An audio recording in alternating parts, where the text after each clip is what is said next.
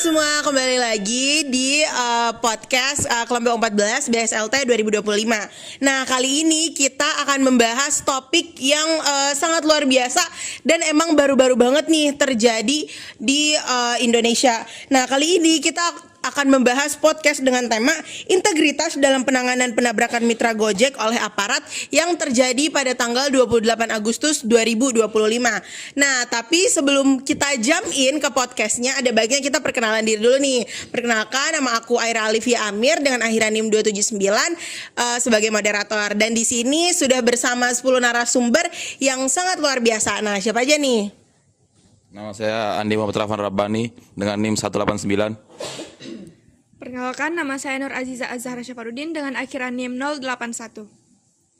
Perkenalkan, nama saya Haruni Satinullah Subhan, biasa dipanggil Tenten dengan akhiran NIM 327. Perkenalkan, nama saya Andi Rasyid Rahman dengan akhiran NIM 230. Perkenalkan, nama saya Suci Ramadhani dengan akhiran NIM 065. Perkenalkan, nama saya Stefan Trisnareva Manapa dengan akhiran NIM 041. Perkenalkan, nama saya Stefan Gabriel dengan NIM akhiran 068. Perkenalkan, nama saya Muhammad Anis Fenice dengan NIM akhir 005. Perkenalkan, nama saya Stefania Oktavani Lisar dengan akhiran NIM 289. Perkenalkan, nama saya Liana Fitria dengan akhiran NIM 015. Nah, oke. Jadi seperti yang udah dibilang tadi, bahwasannya episode kali ini itu mengangkat peristiwa tragis yang mengguncang publik dan juga dunia internet yang terjadi pada tanggal 28 Agustus 2025, yang dimana ketika seorang mitra ojek daring bernama Afan Kurniawan tewas setelah ditabrak oleh armored police vehicle atau apa sih biasanya mobil gede ya yang brimob itu saat demonstrasi di Jakarta, yang dimana peristiwa ini dapat kita jadikan sebagai momen refleksi penting tentang integritas baik untuk aparat penegak hukum maupun institusi publik. Nah, teman-teman di sini sebagai narasumber hadir dari berbagai latar, mulai dari yang membahas hukum, HAM, kepolisian, akademisi, perwakilan mitra driver, dan juga pengamat kebijakan publik. Nah, di sini kita akan membahas apa aja sih sebenarnya yang terjadi, kemudian respons institusinya, dan pelajaran yang dapat kita petik untuk memperkuat nilai integritas di negara ini. Nah, kronologi singkat yang terjadi nih ya, sebelum kita bahas lebih lanjut lagi. Jadi pada tanggal 28 Agustus dalam aksi mahasiswa dan elemen masyarakat di sekitar DPR RI, di sini sebuah kendaraan taktis milik Brimob melaju di tengah-tengah massa dan akhirnya menabrak Afan Kurniawan. Nah, mitra ojek daring yang sedang berada di lokasi demonstrasi ini akhirnya dinyatakan meninggal di tempat. Nah, maka dari itu di sini aku mau tanya nih, respon dari teman-teman sendiri gimana? Baik, sebelumnya terima kasih moderator karena telah memberikan saya kesempatan untuk sebagai narasumber terhadap tema yang kita angkat di podcast kali ini.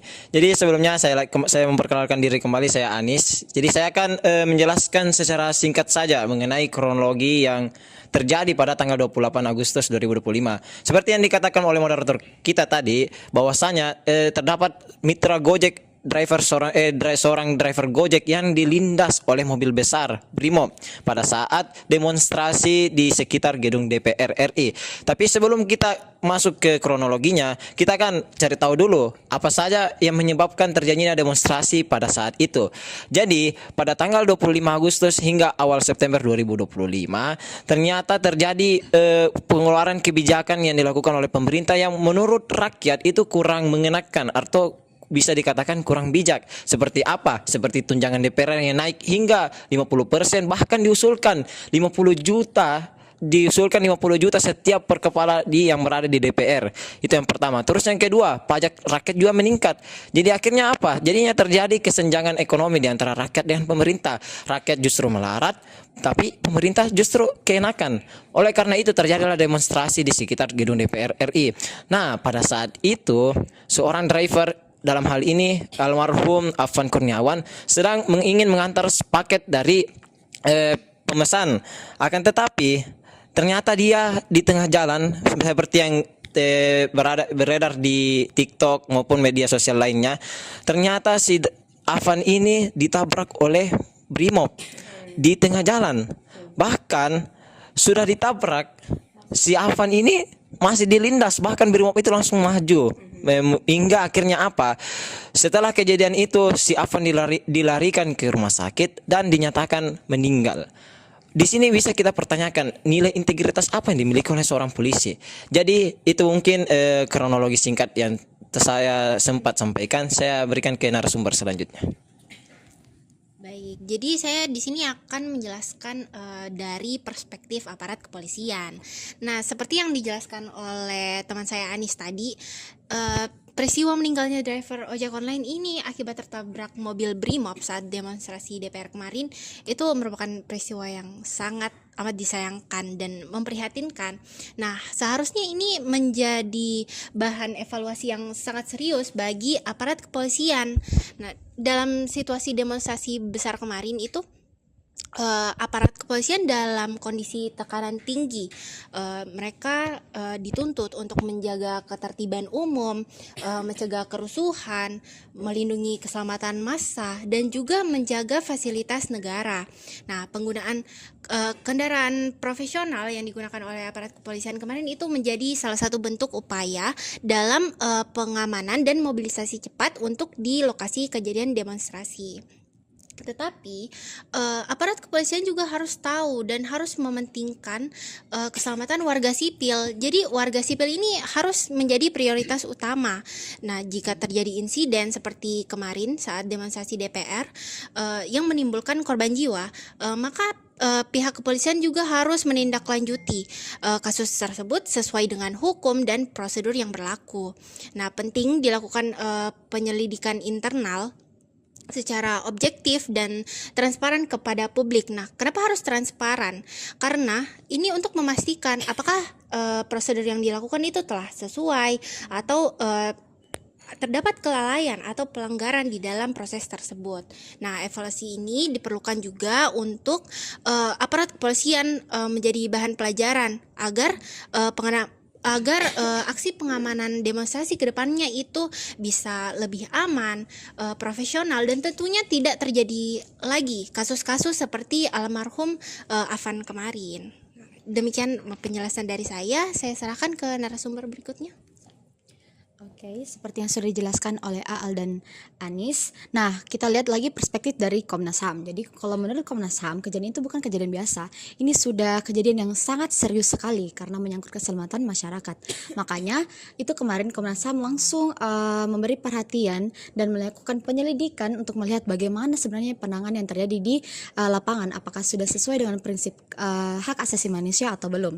Nah, dalam pandangan Komnas HAM ini, aparat negara memang punya tugas menjaga keamanan dan ketertiban, tapi di saat yang sama ada tanggung jawab yang lebih besar, yaitu melindungi warga sipil, apalagi dalam situasi pengendalian massa, kondisi biasanya tegang, orang banyak, orang ribut, dan gampang terjadi kesalahpahaman. Nah, di situ diuji bagaimana aparat bisa tetap bertindak profesional tanpa melanggar hak masyarakat dan lainnya.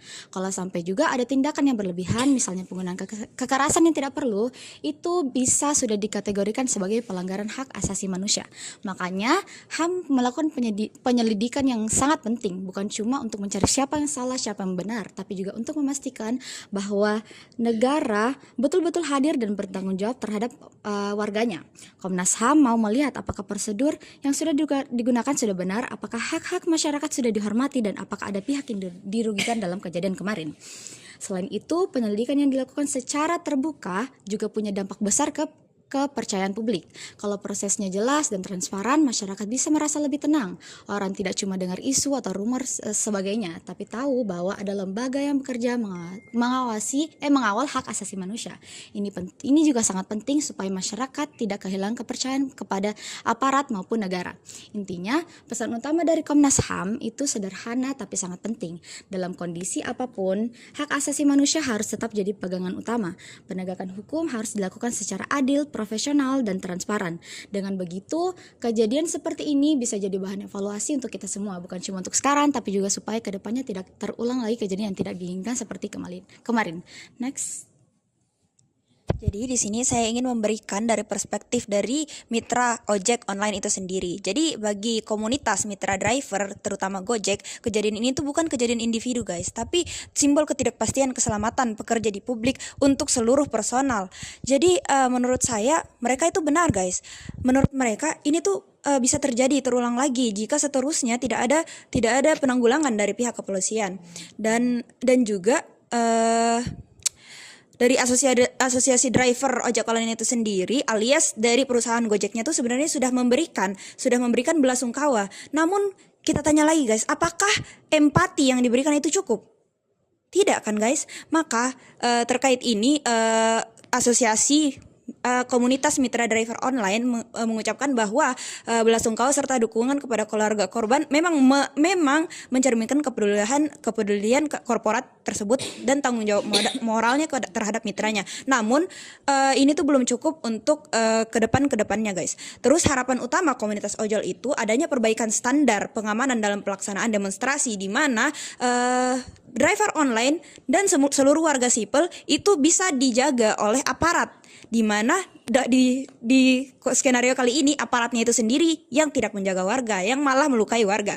Jadi narasumber ini mendorong adanya koordinasi yang lebih baik antara aparat keamanan, pemerintah, dan pihak-pihak terkait agar tidak terjadi tragedi seperti ini lagi di masa depan, apalagi ketika ada aksi demonstrasi di masa depan. Sekian untuk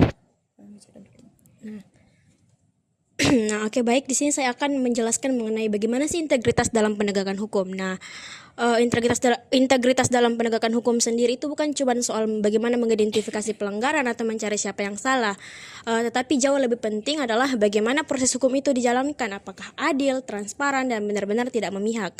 Nah, karena disitulah kepercayaan masyarakat dipertaruhkan. Kemudian juga kepolisian sebagai aparat penegak hukum punya peran strategis, bukan hanya menegakkan aturan, tetapi juga melindungi hak warga negara.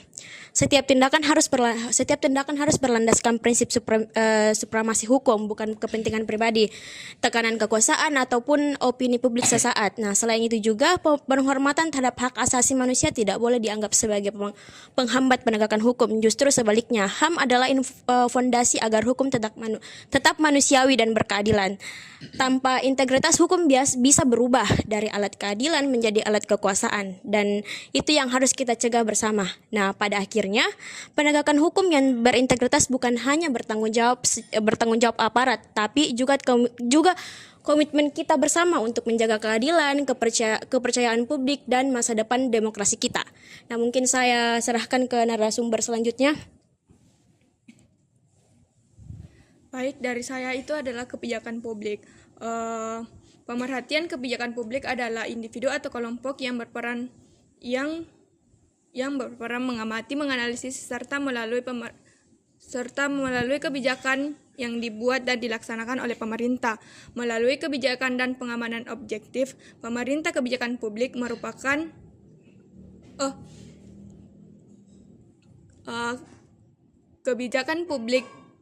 kebijakan publik berupaya memastikan bahwa kebijakan tersebut disusun berdasarkan keputusan masyarakat dan berorientasi pada kepentingan umum. Selain sebagai pengawas, pemerintah kebijakan publik juga berperan dalam memberikan edukasi kepada masyarakat mengenai isi dan dampak kebijakan. Dengan menyampaikan kritik dan rekomendasi secara konstruktif, mereka berkontribusi dalam mendorong transparan, akuntabilitas, serta mewujudkan tata kelompok pemerintah yang baik. Pemerintah kebijakan publik adalah individu atau kelompok yang berperan mengamati, menganalisis, dan melalui kebijakan yang dibuat dan dilaksanakan oleh pemerintah. Melalui kebijakan dan pengamatan yang objektif, pemerintah kebijakan publik berupaya memastikan bahwa kebijakan tersebut disusun berdasarkan kebutuhan masyarakat dan berorientasi kepada kepentingan umum. Baik, saya akan...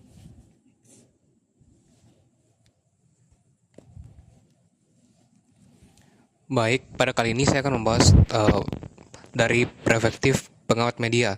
menurut saya media di sini kita perlu tahu terlebih dahulu yang memiliki peran yang sangat penting dalam menentukan atau cara untuk memberikan informasi terhadap masyarakat tentang bagaimana kasus itu dapat diterima dengan baik oleh masyarakat tentang penabrakan mitra Gojek dan aparat pada Agustus 2025. Di sini media dapat memberikan sesuatu yang dapat dibaca, ditonton, dan didengar oleh masyarakat dan dapat memengaruhi penilaian terhadap keadilan integritas aparat dalam melihat kasus tersebut. Media di sini seharusnya menyampaikan berita secara jelas, jujur, dan berimbang. Kronologi kejadian perlu dijelaskan secara runtut agar masyarakat di sini dapat memahami apa yang terjadi. Selain itu, respon dari aparat dan langkah hukum yang diambil juga harus diberitakan secara terbuka dan bukan ditutup-tutupi atau disampaikan secara sepihak. Jika media hanya menonjolkan satu sisi atau menyebarkan informasi yang belum pasti, hal ini dapat menimbulkan kebingungan dan ketidakpercayaan di tengah masyarakat. Nah, di sini integritas media sangat penting karena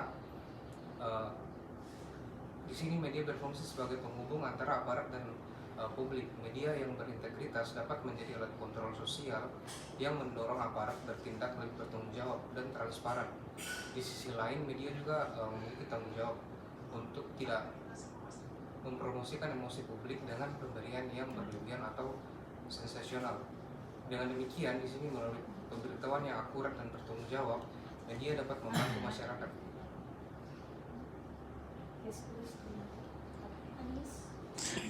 Baik, di sini saya akan berbicara dari sudut pandang aktivis HAM. Jadi sebagai seorang aktivis hak asasi manusia, saya memandang peristiwa penabrakan yang menimpa mitra Gojek ini bukan semata-mata sebagai kasus kecelakaan lalu lintas, melainkan ujian serius terhadap integritas aparat dalam menjamin keamanan dan keadilan bagi warga sipil. Kasus ini memperlihatkan bagaimana posisi kelompok rentan, termasuk pekerja sektor informal seperti mitra pengemudi online yang kerap berada dalam situasi lemah ketika berhadapan dengan kekuasaan dan aparat negara. Sebagai aktivis, saya menolak respons represif terhadap aspirasi publik. Kekerasan, intimidasi, dan pembatasan ruang berekspresi bertentangan dengan prinsip HAM serta berpotensi memicu pelanggaran yang baru. Dalam kasus penabrakan mitra Gojek ini, aparat juga harus mengedepankan pendekatan yang persuasif, dialogis, dan humanis, dan menjadikan keselamatan warga sipil sebagai prioritas yang utama. Integritas aparat juga menuntut transparansi dan akuntabilitas.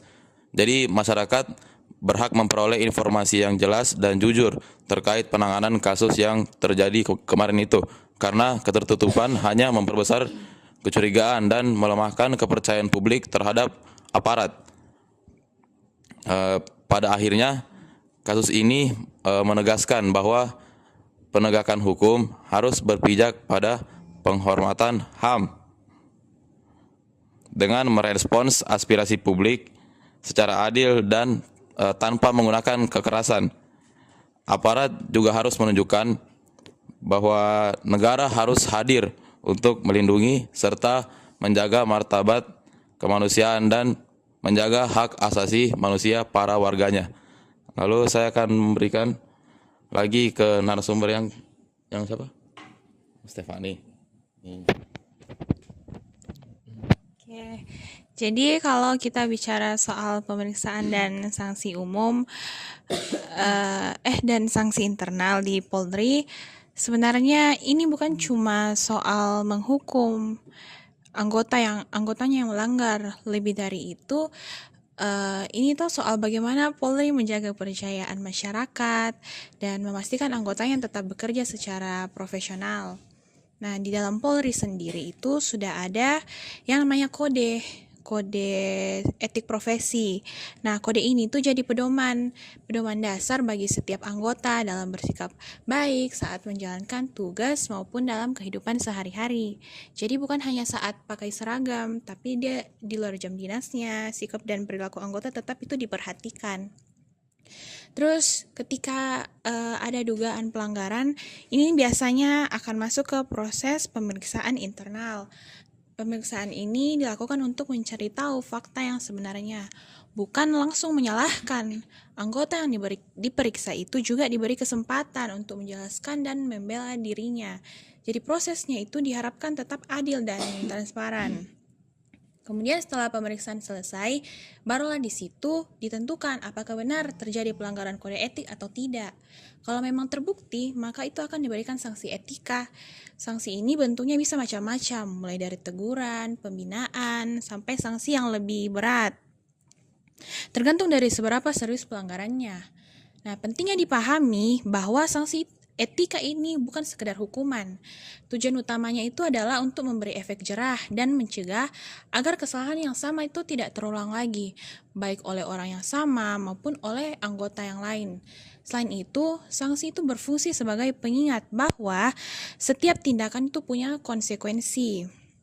Nah, tidak kalah penting adalah akuntabilitas internal.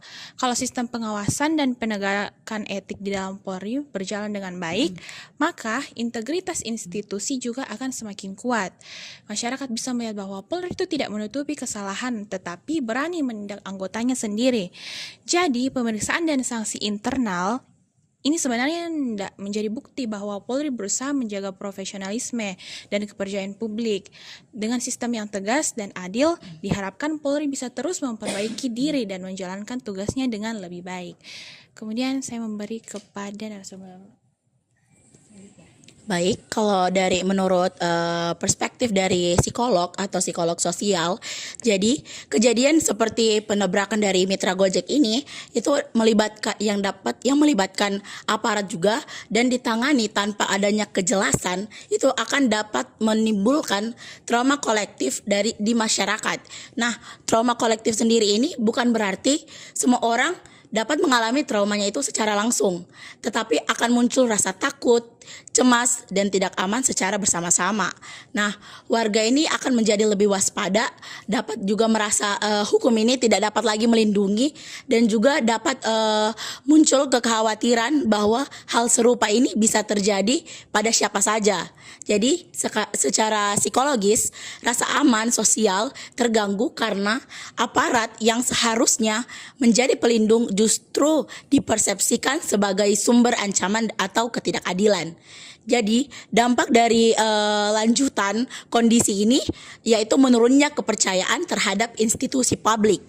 Ketika aparat dinilai tidak berintegritas atau tidak transparan, seperti yang kalian dari tadi sudah paparkan, masyarakat ini kehilangan keyakinan bahwa hukum ini akan ditegakkan secara adil. Akibatnya muncul sikap sinis, apatis, atau bahkan penolakan terhadap otoritas.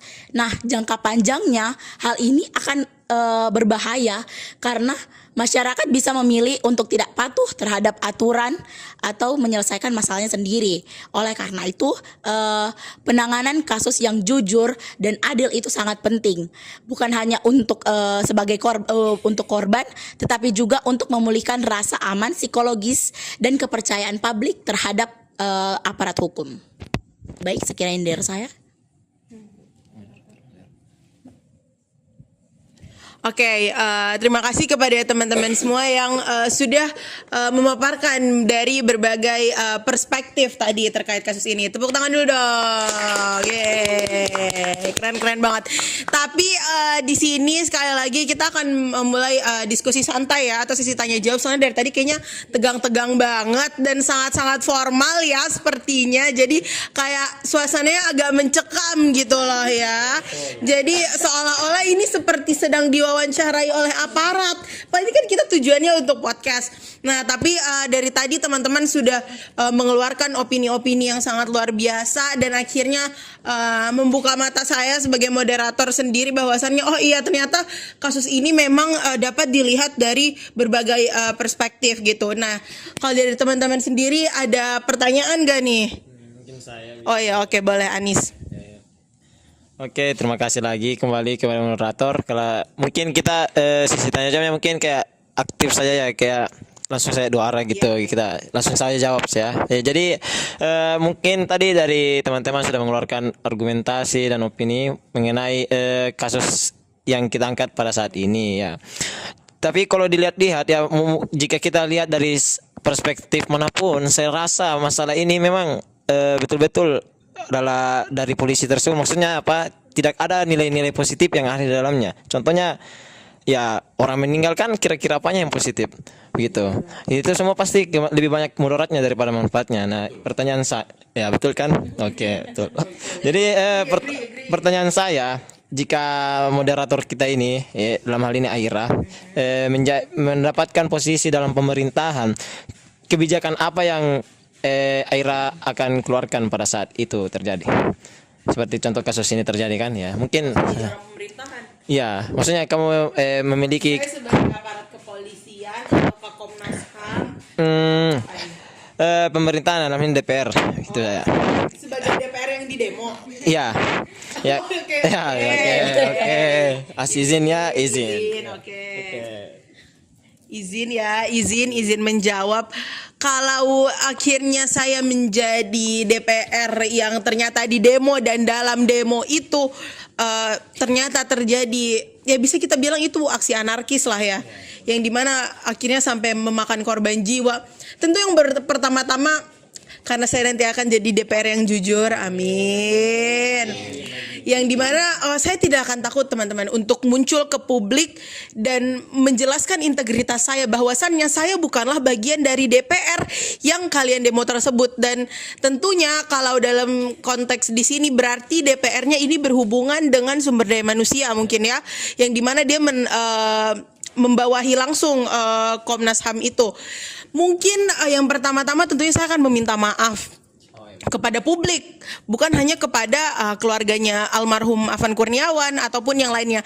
Kenapa? Karena di sini kita bisa lihat bahwasannya aksi anarkisme itu tidak bisa dimaafkan sama sekali, dan bahkan pada kejadian nyatanya mobil polisi Brimob itu sudah diperingatkan oleh orang-orang sekitar bahwasannya ada orang loh di bawah mobil itu, ya kan, sudah jelaskan di videonya yang dimana media juga sudah sebarkan. Nah, dari situ saya tentunya akan menindaklanjuti polisi tersebut. Kenapa sebenarnya dia masih melanjutkan perjalanannya untuk terus dan malah nggak berhenti gitu? Oh, karena alasannya tidak dilihat. Nah, berarti dari situ di sini harus dipertegas bahwasannya orang yang mengendarai mobil tersebut sudah memiliki lisensi khusus. Bagaimana caranya dia harus bisa melihat gitu loh orang-orang yang memang ada di blind spot mobil tersebut. Nah, makanya di sini mungkin kalau sudah ada SIM A, SIM B, SIM C, mungkin harus diadakan lagi SIM yang lain untuk pengendara mobil besar tersebut gitu ya. Ya kan? Karena sudah terjadi kejadian seperti ini dan ini sudah merenggut nyawa orang tersebut. Jadi tentunya selain menindaklanjuti itu, kemudian juga mengeluarkan mungkin kebijakan baru seperti tadi ya, adanya SIM baru. Sebenarnya dia masuk ke SIM apa sih yang mobil besar, SIM B? SIM B, ya kayaknya. Ya, tapi kalaupun memang akhirnya dilihat ternyata mobil Brimob ini bukan mobil yang biasa, sepertinya memang harus ada SIM baru. Kemudian tentunya akan memberi sanksi seperti yang teman-teman tadi sudah sebutkan bahwasannya kepada polisi tersebut. Dan tindakan tadi ada teman-teman yang membahas terkait tindakan kepedulian terhadap keluarganya Afan Kurniawan, yang dimana kalau di media sosial kita lihat kan ya, bantuannya itu diserahkan berupa uang kepada keluarganya Afan Kurniawan ini. Kalau dari opini saya pribadi, sebenarnya tindakan tersebut betul, itu sudah menunjukkan tindakan empati. Tapikah apakah dengan tindakan tersebut bisa mengembalikan nyawa Afan kembali? Kan enggak teman-teman. Dan uang itu kan sifatnya sementara ya.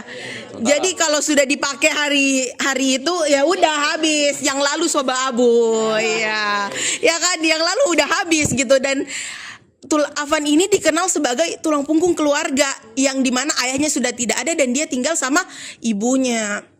Maka dari itu mungkin di sini perlu adanya Komnas HAM yang melindungi ibu dan anak, yang dimana ibunya Afan ini itu akan diberi pekerjaan ataupun dipekerjakan dengan layak untuk bisa menghidupi dirinya sendiri setelah ditinggal oleh anak dan suaminya. Sorry teman-teman. Mungkin itu aja opini kalau dari saya, Anis. Oke, terima kasih Aira. Mungkin saya atas semua yang kamu sampaikan tadi mungkin saya sangat setuju ya. Apalagi solusi yang kamu tawarkan tadi di akhir tentang memberikan bantuan hidupnya kepada keluarga-keluarga yang telah ditinggal oleh almarhum Afan. Mungkin saya kembalikan lagi ke moderator. Oke, terima kasih banyak teman-teman semua. Kita tepuk tangan dulu lagi. Yeay! Karena Anis sudah mengembalikan ke saya, berarti sekarang saya mengendalikan podcast ini.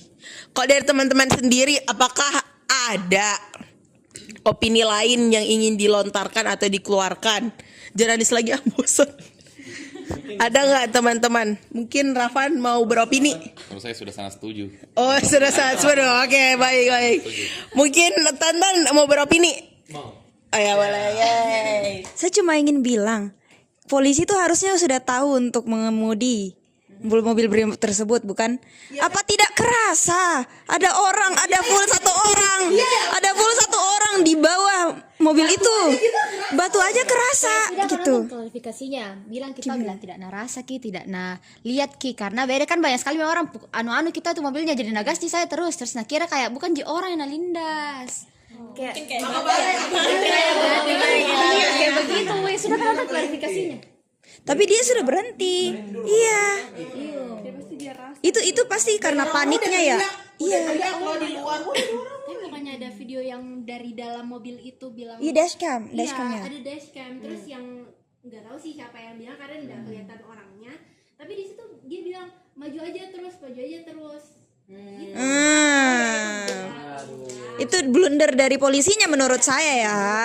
Blunder dari polisinya kalau udah panik ya. Sekian. Ya, jadi di sini kita mempertanyakan kembali gitu ya, integritas seorang polisi ini bagaimana. Bahkan kita tes SIM A, SIM B, SIM C itu yang nilai siapa? Aparat kepolisian. Tapi mengapa akhirnya malah aparat kepolisian yang melanggar integritas dari diri mereka sendiri? Nah, maka dari itu di sini kita bisa ambil pelajaran ya, bahwasannya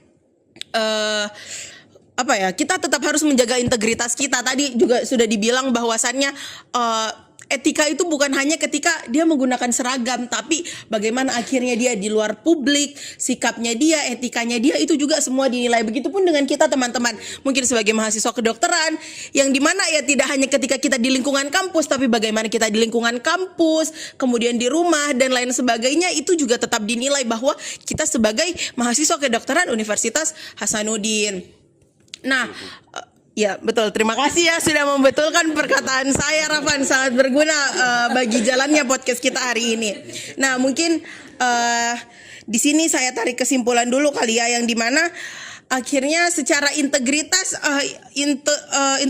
publik itu di sini bisa kita lihat polisi ini, kalau dari argumen polisi tadi, karena sudah banyak sekali orang dan akhirnya tidak terlihat begitu. Nah, maka dari itu mungkin ini bisa jadi pelajaran juga ya buat institusi Polri itu sendiri. Kemudian juga bisa jadi pelajaran untuk kita yang seperti tadi sudah saya bilang. Nah, sekali lagi saya ucapkan terima kasih banyak kepada semua teman-teman sebagai narasumber di sini sudah memberikan argumentasi yang sangat luar biasa terkait kasus ini. Mungkin bukan argumentasi ya, menanggapi kasus ini secara luar biasa. Mungkin nanti akan kita tampilkan juga ke teman-teman semua bahwasannya bagaimana sih sebenarnya kasus itu. Mungkin ada di akhir video, mungkin kalau tim editor mau, kalau tidak mau ya tidak apa-apa. Mungkin bisa silahkan dicari sendiri di YouTube banyak, di TikTok juga banyak, di IG juga banyak ya. Ada link di deskripsi video ya, Ya mungkin sekian aja dari kami. Terima kasih banyak teman-teman yang sudah menonton. Saya tutup dan sampai jumpa di podcast yang lainnya. Dadah.